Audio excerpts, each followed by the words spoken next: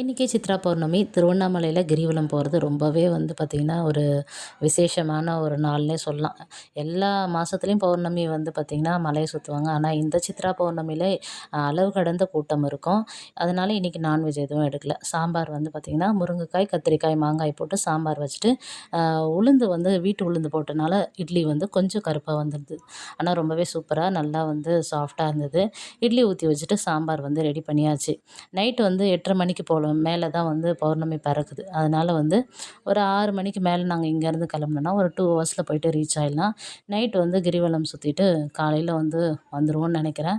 எவ்வளோ கூட்டம் இருக்குதுன்னு தெரியாதுங்க. ரொம்ப வருஷம் ஆச்சு. நான் சின்ன பிள்ளையா இருக்கிறப்ப கிரிவலம் போனது. அதோட வேலை கிடச்சி 10 வருஷம் ஆச்சு நான் இன்றைக்கி இந்த சாமியை பார்க்க போகிறதுக்கு. எல்லாத்துக்கும் ஒரு கால நேரம் வரும்னு சொல்லுவாங்க இல்லையா? சாமி நம்மளை பார்க்கணுன்னு விருப்பப்பட்டால் தான் நம்ம போயிட்டு சாமியை பார்க்க முடியும். நாம் நினச்சாலாம் போயிட்டு கடவுளை பார்க்கவே முடியாதுங்க. நீங்கள் என்ன நினைக்கிறீங்க? அடுத்த வீடியோவில் பார்க்கலாம்.